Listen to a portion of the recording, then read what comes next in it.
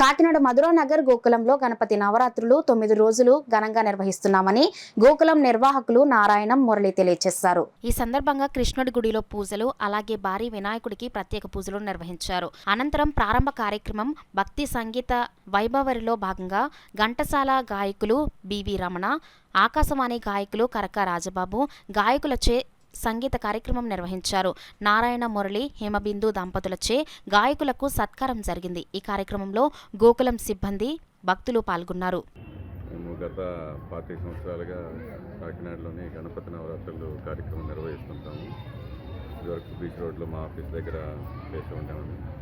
అదే గోకులం కట్టి 16 సంవత్సరాలు అవుతుంది. ఇప్పటి నుంచి ఇక్కడ అందరికీ అందుబాటులో ఉండాలని చెప్పి గోకులంలో నిర్వహిస్తున్న 16 సంవత్సరాలుగాను. గణపతి నవరాత్రులు అంటే కాకినాడలో గోకులంలోని ప్రత్యేకత సంతరించుకుని ఉంది. గణపతికి ఆయన సంగీతం, నాట్య ప్రియుడు.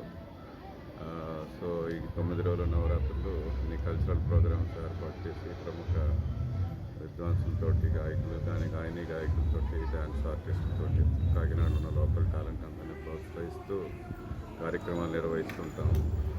సో కాకినాడ ప్రజలందరూ వచ్చి అన్ని కార్యక్రమాలు పాల్గొని నవరాత్రుల్లో జయప్రదం చేయవలసింది కోరుకుంటున్నాం.